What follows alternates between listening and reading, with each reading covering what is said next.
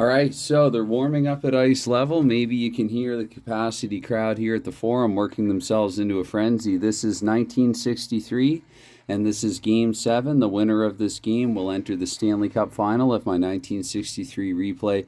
Historically, these teams did not meet in the Stanley Cup Semifinal, but it's just, just so happens that that's how it played out in my replay. So for this, anyway, I'm going to quickly go through the series, although I'm pretty sure Montreal took Game 1. Just want to double check here. Just a bit of background here for this best of 7. Toronto awaits the teams in the final. If I didn't say that already, I don't think I did, and I meant to. And Montreal won Game 1. Detroit took the next 2 games to take a 2-1 lead in the series. Montreal took the following 2 to go up 3-2. Montreal could have closed it out in 6 at the Olympia, but the Red Wings had other ideas. So I don't often play it this way, at least for this replay. I've not often played it like this, and I'm going to confuse myself and possibly anybody checking this out at least a little, because I'm not going to cut up this piece of paper. Montreal is at home and Detroit is on the road. I'm going to do my best and also do my best to do a little teaching as I play it. So, and again, I don't normally play it like this. I use deck.of.cards app on the internet. Anyway. I'm also not going to do the variant that I did a video for early this year where I was timing it a little more like shootout hockey, individual minutes as opposed to sequences of 2.5 minutes. I've gotten back, and for all of this replay, I use the traditional sequences of 2.5 minutes. Although one thing that I do, one small variation on that, I use 8 sequences for the first couple of periods, and then I use 10 sequences for the third period. So they are 2.5 minutes each for the first couple of periods, and then for the final period, they will be 10 sequences, so 2 minutes each, I mean. And believe it or not, I haven't actually gotten to sudden death with any of the playoff games that I've played for this replay thus far. Should I get to sudden death, probably like the third period, I'll do 10 sequences per period. Anyway, with that said, let's get things going here. So this red 10 means that Montreal is going to have the puck off the hop. There I go again, wanting to point to Gadsby. I'm looking at Gilles Tremblay instead here for the Montreal Canadiens. And Tremblay here with the Queen. We look at Detroit's team defensive kings. It means Tremblay is going to be unable to play it through. So I'm just going to burn 2 more cards here. We're 2.5 minutes in now. And the following sequence is going to be the Detroit Red Wings and Doug Barkley here with possession. Barkley with the king. Unfortunately, you need either a red king or a black king of clubs to penetrate the Montreal Canadiens D. So we're 5 minutes in now without anything really happening for either side. It's going to be the Red Wings maintaining possession, the aforementioned Bill Gadsby, but Gadsby with the 4 misplays it. 2 more coming off the pile now. We're 7.5 minutes in, up to the 10-minute mark. Montreal, Bill Hickey, who got off to a hot start early in the regular season, he hasn't. The 6, however, means he's going to be unable to feed it to anybody in scoring position. 2 more cards are burned. Up to the 12.5-minute mark now, where it's going to be Jean-Guy Talbot here with the puck. Talbot with a 3, also similarly misplaying. So 2 more coming off the pile now. And should double check, I think. So we are indeed 12.5 minutes in, going up to the 15-minute mark now. So with the 6, going to be Montreal and Bernie Jeffrey on there maintaining possession. Boom Boom, however, he's unable to complete the pass. And 2 more coming off the pile now. 5 minutes to go here in the opening frame, where Bruce McGregor for the Red Wings. McGregor with a 5, similarly unfortunate. So we have 2.5 minutes to go here, and it's going to be a team player on the visiting Detroit Red Wings. We'll give it to Marcel Pronovost. Pronovost needs either an ace or a 10. He gets the ace.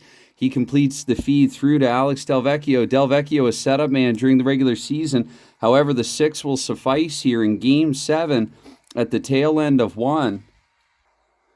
So in the dying seconds of the first period here, Delvecchio has scored to give the Red Wings the lead.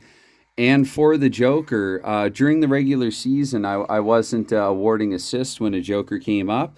What you can do in this game, though, is you can do choice. I play this game the way that I like to play it, as, to echo the community sentiment about that. I play the games I like to play like this one, the way that I like to play it. So one thing that I won't do during this game is injuries, the blackjacks, if they come up in the second or fourth cards of the sequence.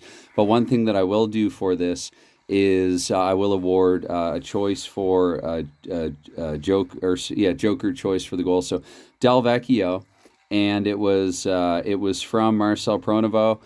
Why don't we say then, just, for flavor, added flavor, we'll say Andre Pronovo. Another Pronovo there getting the secondary helper. So it's 1-0 Red Wings after one.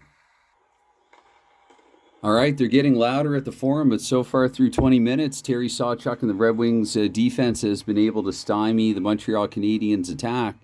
And it looked like we were headed to a scoreless opening frame, but in the dying seconds of it, it was Alex Delvecchio from Marcel and Andre Pronovo. We'll say at 1957 or something. Typically what I do, though, is I Google random number 1 to 150 for the first couple of periods to get the number of seconds past, like, the 0 mark, the 2.5 minute mark, or whatever. In this case, it'd be the 17.5 minute mark for the final sequence of the period.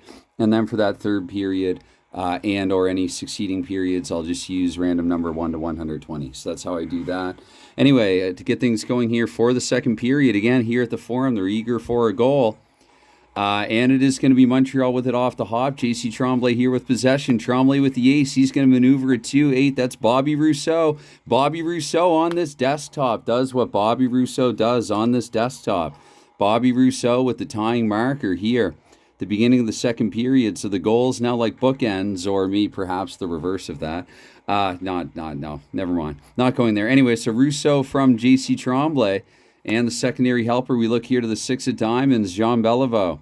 Jean Beliveau getting the secondary assist there on the goal. Now we have a 1-1 game. And I'll try to maneuver him point. Anyway, so off the face-off now, we have Parker McDonald from the Detroit Red Wings. The Red Wings, McDonald, the 10. He's able to play the puck to Gordie Howe in scoring position. And Howe with the 4, he's going to give Detroit the 2-1 lead, so that tie game. Short-lived, Detroit restores the lead here in short order. It's Gordie Howe from Parker McDonald about 5 minutes into the second period. And the spade tells us that Norm Ullman getting a secondary helper. So Howe, that would have been a good line. Howe from Ullman and Parker McDonald, or Howe from Parker McDonald and Ullman, rather, to be technical. Here about 5 minutes into the second period, it's 2-1 for Detroit. And the 9 means the Red Wings retain possession. Doug Barkley with it. Barkley with the 5, however, unable to set anybody up with a chance to score. And 7.5 in now. Up to the 10-minute mark, the Joker, that's a home team's choice. Let's give it to Henri Richard. Try to get Richard into the game. It's going to be the Red Wings blue line once again, though, the story of this play. So I believe we're up to about 10 minutes now. Let's see here, the 7 of diamonds. That's going to be Don Marshall with possession. Marshall with the 8. He feeds it through. Marshall gets it to Jean Beliveau. And Jean Beliveau, LeGros Bill, has tied the game here at 2, about halfway through regulation. So Beliveau from Don Marshall. It's actually about 12.5 minutes in. Let's see if we have a secondary assist on the goal. Jack the King is Bernie Geoffrion. So Beliveau from Marshall and Geoffrion. We have a 2-2 game here with about 7.5 minutes to go in the second period. Montreal is going to keep possession, and Don Marshall specifically is. Marshall, however, a little out of gas on this play. So about 5 minutes to go here in the second period, and it's going to be a team player on the Detroit Red Wings. King will give the puck to Andre Pronovo. He has a point already in this game, but with the Queen of Spades unable to get through the Montreal defense, 2 more cards come off and are burned. And I think this is the final sequence of the period. I will double check, but Stasiuk with the puck. The 9 means he's played it successfully. He maneuvers it to Val Fontaine. Fontaine in the net front. And the Red Wings, like they did in period 1, they've scored here at the tail end of the second period here. They've taken a 3-2 lead. And their depth scoring getting involved. That's Fontaine from Stasiuk. And we'll get the secondary assist here if there is one.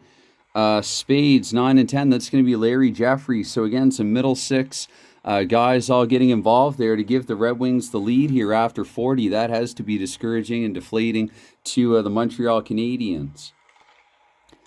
So in the second period, Montreal got goals from Rousseau and Beliveau, but Detroit responding in kind with Gordie Howe and Val Fontaine there at the tail end. Fontaine's goal would stand as the game winner should the third period remain scoreless. It's 3-2 Detroit after 2. Again, this is Game 7, Stanley Cup Semifinal, 1963. How it played out in my replay, these are the teams that ended up meeting one another in the opening round, and Toronto awaits the winner. So let's see if we can get this done in 20, because, when you have a 1-goal game, overtime is a possibility. Sudden death overtime at that.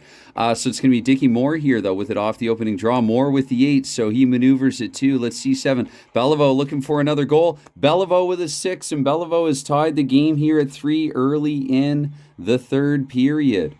I hope I shuffled well enough. That is Beliveau with another 6 and another tying marker here. And Montreal has done early in periods so far for 2 in a row now what Detroit did in the first couple of periods there, scoring goals at the tail end. It is Beliveau from Dickie Moore this time, so there is some difference there. It is Moore's first point in the game. And also, let's see the club. Oh, well, Moore can't assist twice in a goal, so we're going to count this as a 1-assist goal within the opening 2 minutes here. That's right, I'm doing 10 sequences this time. So we're about 2 minutes in now. We're going from 2 to 4 minutes. And with the 10, it's going to be Gilles Tremblay here with the red 10, having possession. Tremblay with the 9. Tremblay, he successfully plays the 2. Phil Goyette, who can only score on an ace. Goyette with the queen, so I stand corrected. I look at Sawchuk. Sawchuk's only surrendering on some kings. So we're about 4 minutes in now, headed to minute 6. Montreal maintains possession, though. Don Marshall had a productive game, but with the 6, he's going to be unable to set anybody up with a chance to score. So 6 in now. The king, once again, Montreal 4th consecutive possession. This time it is Jean Beliveau. Beliveau with the 7. He's going to set somebody else up this time. Beliveau gets it to Bobby Rousseau. He has scored in this game, but he misfires here with the 4. And it's going to be a Detroit team player. 8, let's say Pete Gauguin. Pete Gauguin here with possession. They need an ace or a 10 with a 9. They're just short of that, so I have to burn 2 more cards here. 10 minutes to go here in regulation. It's going to be the Red Wings with possession. Parker McDonald looking to add some more points to his ledger. McDonald here with the king of clubs, just barely able to get by the Montreal defense. McDonald gets it to Alex Delvecchio.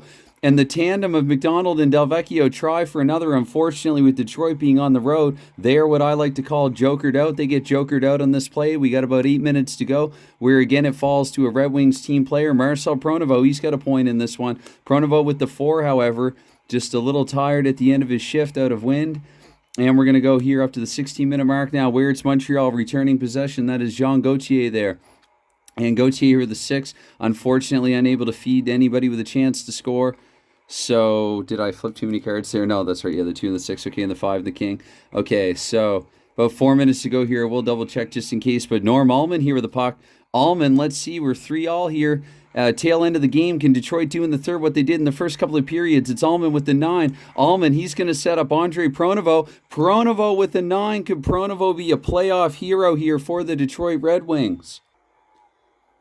So Pronovost and then Montreal will have to look to pull Jacques Palan, former Montreal Canadien, Andre Pronovost, trying to put the dagger into his former team here. 5 of diamonds, so Delvecchio picking up an assist there. It is Andre Pronovost from Norm Allman and Alex Delvecchio. This is the final sequence. If this next card is a black card, let me go back here, make sure that if this final sequence is a black visitor card, then it will mean that Detroit will go to the Stanley Cup Final.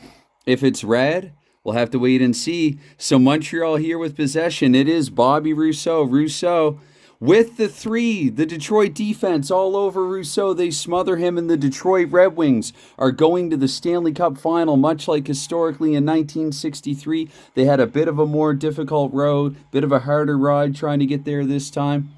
But nonetheless, they have emerged, and they will see the Toronto Maple Leafs in my replay of the 1963 Stanley Cup Final with DoC Hockey. Again, I tried to sort of play and teach and point out as I was going through this year, and then, of course, I get a little lost along the way. I get a little caught up in what I'm doing, what I'm trying to do here. So anyway, at the Forum, unfortunately, they are going to go home disappointed from this one, but will be, again, Detroit and Toronto in the 1963 Stanley Cup Final. And, yeah, it's game over. So thank you for any time, any consideration that you give to this, and bye for now.